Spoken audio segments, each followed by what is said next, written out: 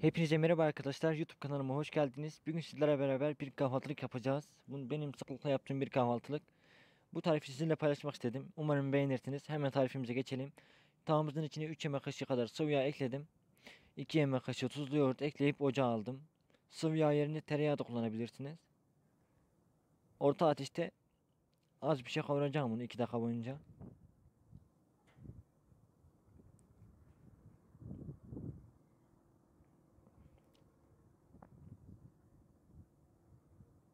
Ve üzerine kaşar peyniri ekledim ben. Bir tas kaşar peyniri ekledim içine. Ve peyniri eriyene kadar karıştıralım bunu devamlı. Çay demlenene kadar hazır olacak bir kahvaltılık eminim. Gerçekten beğeneceğinize eminim. Mutlaka denemenizi tavsiye ediyorum. Gördüğünüz gibi peynirim eridi. Ocaktan aldım. Size göstermek istedim yakından. Mutlaka denemenizi tavsiye ediyorum. Videomu izlediğiniz için teşekkür ederim. Bir dahaki videomda görüşmek üzere.